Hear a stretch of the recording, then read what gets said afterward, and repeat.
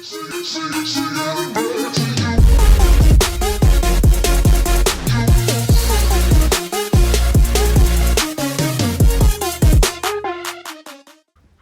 guys, I'm CroctoPIA, and welcome back to another Wizard101 video. Today I'm going to be doing a level 1 to 100 storm spell walkthrough, kind of a guide on where to use your training points. Now I'm going to be buying back my points here because they are free, and back in the day, back when I was a lot younger, I made the mistake of buying a few silly spells like these guys right here. These are totally unnecessary. You do not want to buy a polymorph, so I'm going to be going through all the spells I'm going to be buying in this video from level 1 to 100. So you guys can kind of follow through if you're a Storm Wizard and see what kind of works for you. I'm going to give you my personal opinion and my best opinion, and you guys can let me know what you think. So we're gonna go ahead and buy this back. Originally this was 10,000 crowns, a little over 10,000 crowns, and I honestly considered buying back around 7k, and now it's free, so I'm glad I didn't do that. So we got our points back. We are sitting at 41 training points. So obviously you keep all your school spells, but there's so many, right? So so guys, early game, I would recommend either starting life or ice, and the reason why I say that is because the early storm spells kind of have a low cast chance, and well, I mean, all storm spells have a low cast chance. If you can see the 1 to 3, 4, 5 pips, I'd say probably around 4 pips you start building a little more accuracy. But like later on in the game, obviously accuracy is not going to be a problem. You're going to have max or more accuracy. But in the early game it's a bit of a struggle casting spells and whatnot. So having either the 90% cast chance life spells or 85% ice spells is like a huge backup. But honestly, like either or, in my opinion, is good. Personally, I started life, just to get the heal, and the heals. I don't find myself using the heals as much now that I'm like level 107, 108. But early on, since your health is so low, the heals will help. And the low, like this is pretty much guaranteed damage at 90% cast. They are weaker spells, but you always got to remember that your main school will be your main damage. So we're going to go ahead and train this all the way up to here, just for that heal. For the longest time, up to probably level 80 or so, maybe a little higher, I used the Life Mastery Amulet, which was like a big help for heals. Like I was probably level, maybe close to 90, and I was still using that. Another mistake I made originally was I trained all the way up to here. I never thought about training another school. So like I had these two spells which I never used. Like they're pretty much useless if you ask me. We're gonna keep going here. So now we're actually gonna run over to the ice school. We are gonna train the ice talents here. Originally I did not have Tower Shield, and Tower Shield is great for PvP, I'd say.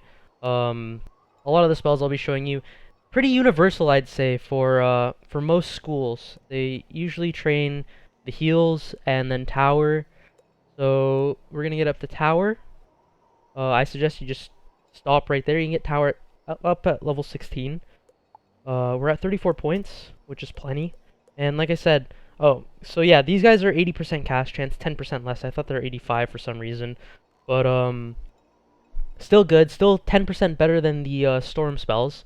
They do more damage than life, that's for sure. But I always like to look at the life school spells as guaranteed damage. You're very unlikely to fizzle. So we're going to get the Tower Shield here. There we go. Now that's a spell I didn't previously have. I never really used it. If I do PvP, that's probably where it'll be best. Right now, where I am in this game, I kind of find myself using like no more than probably 12 spells. Right, so we're here in the Death School now, and we want to train Death all the way up to Faint. Alright? Um, Honestly, depending if you go Ice or Life first, doesn't matter. Whichever you find yourself more comfortable with, I'd go for the Faint right after. Um, it's just a great spell. Faint's a great spell. Every wizard in this game should train it. So we're gonna go all the way down to Faint. And I find Death being a great school as well, even if you want to start Death. Just for the lifesteal spells, those are great as well. At a low level, you have a pretty high cast chance, and you have the lifesteal, which will somewhat keep you alive. And overall, I mean, like they're good spells.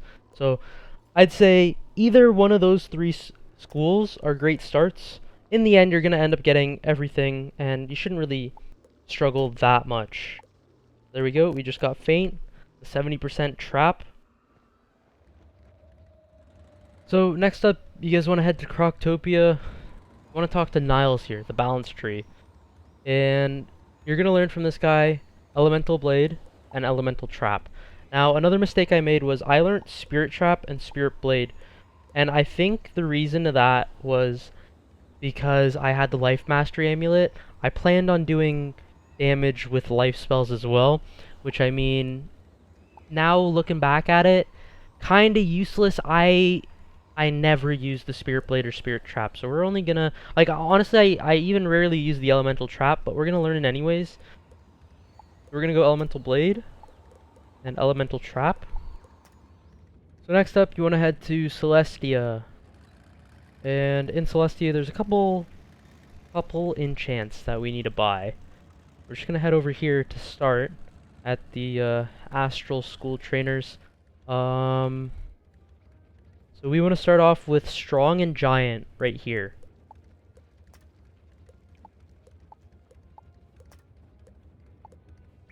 These guys don't really matter. I mean, if you really want them, get them as treasure cards. I could never see myself using any of these, but they're there if you want them. I just don't recommend them. Star School Trainer, we want to get Amplify. Fortify, I don't know, I guess there are some people that use it, but Amplify at level 52 is such a great 0-pip spell, because it lasts 4 rounds, gives you an extra 15% damage, which is great, so I'm going to be adding that to my spell book. Now, stay away from the Moon School Trainer. You do not need these, alright? I just thought it was cool to buy everything here. I mean, I didn't have all of these, but I had all the polymorphs, which are pretty much useless. So don't worry about those. You really don't need them. So now we're going to head up to the floating lands here and pick up some more enchants. Okay guys, so we're just coming up on another Sun School Trainer right here. Grab a couple more spells here. We're going to be grabbing Monstrous and Gargantuan. Honestly, I feel like you're able to get the first 2 enchants here as well if you don't buy them in the base camp. But I mean, I'm just showing you the quickest ways to get them. So I believe this is the trainer that trains them, like the next one. So we're going to grab Monstrous and Gargantuan. So next up on our list of worlds is Zafaria. And we want to head over to the Drum Jungle. Guys, check out this cattail. Aren't these supposed to come out of the water? I don't know about you guys, but I don't see any water here. Thank you. Alright, so here's the Sun School Trainer. We're gonna grab Colossal here. So, up to level 100, this is pretty much the last Sun School damage enchant that you can get. That's the highest one, gives 275. I believe at 110 you get one more that gives 300. So now we pretty much have all of the enchants that we want, all the way from Strong to Colossal. So obviously you're just going to be using Colossal, depending on how you play, I guess. Some people like to do a little different things with treasure cards of these enchants, but that's a whole nother topic. Next up are the spells that we learn in Azteca. More astral spells. We're here in 3 points, and you pretty much unlock all these trainers after you do the quests, their side quests, fighting bosses for all these. So we'll start with the Sun School here, and I can see how All three of these could be good. This one more so if you're a life wizard. But honestly, these two are necessary. Potent Trap and Sharpened Blade add 10% more damage to any blade, or add 10% more damage to any trap. So your feints could do 80% instead of 70. But on the other hand, it'll also do 40% to yourself instead of 30, which is alright. These are great spells to learn. I use these, and they are a lot of help, that is for sure. So that's that for the Sun School Trainer. Man, ever since the sky started falling here in Azteca with all these meteors, my computer just doesn't like it. So this is the Star School Trainer. So many options here, so many options. For a storm, we want Galvanic Field, plus 25% damage, plus 5% accuracy, plus 10% incoming myth damage. So you get this at level 84. If you go ahead and look at Amplify, it's only plus 15. So that one gives plus 10% more damage than Amplify, plus the extra 5% accuracy, and the 10% incoming myth damage. Which, I mean, isn't a big deal, especially if you're not fighting myth mobs, and you're not going to be fighting myth mobs all the time. So Galvanic Field, definitely a great spell. Definitely a must-have for a Storm Wizard. Same goes for all these other schools, whatever, like each one will match your school. They're great. These are all great spells. So we're going to grab Galvanic Field here next, and we're sitting at 11 points. Alright guys, there's actually one more spell that I forgot to mention in Wizard City, and we're actually in Colossus Boulevard. This one you can probably get pretty early on, but kind of pointless in my opinion. At a low level, I guess, but this is Reshuffle. Reshuffles all cards back into your deck.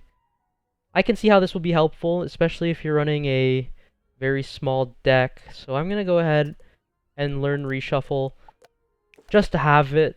I mean, I don't really need it, but I have it just in case. Usually I keep them as treasure cards in my side deck. The treasure card Reshuffle is actually cheaper than the real Reshuffle. This is a 4-pip, treasure card's a 3. So we're gonna go ahead and we are going to clear all spells in this deck. So this is my main deck, and I'm gonna show you guys what I run as a storm at a high level. So we want to start with actually the enchant. So we're gonna run Colossal, Sharpened Blade, Potent Trap, Galvanic Field, and we're gonna head over here. We're gonna throw on 2 Storm Blades, Glow Bugs, and Tempest. And then we're gonna toss in 1 Feint, and we're gonna put in 1 more Sharpened Blade actually, and 1 Elemental Blade. So this is typically my boss setup.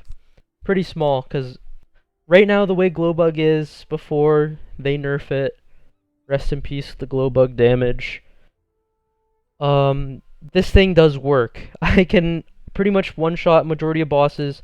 My crit is decently high, sitting at 71%. Honestly, as long as I crit, which most of the time I do, Glowbug does good damage, and even if I don't crit, I clean up with Tempest. Because by the time I have a Shadow Pip up, I most likely have all my blades stacked, including the one that comes from my pet, my Storm Blade here. Now honestly, I adjust this deck depending on what I'm fighting. Usually, if I'm just fighting regular mobs, I'll drop Feint, I'll drop Potent Trap, just so we can have that extra space right there. Honestly, you get your spells up pretty fast having a tiny deck just like this. It's great. I enjoy playing like this because, you know, you don't have to go through and discard spells every round. That was a problem I was having for a while, which was annoying. But now that I run a small deck like this, really convenient. So yeah, hope you guys found this video helpful. If you did, make sure to leave a like, comment, and subscription. I know I always struggled with this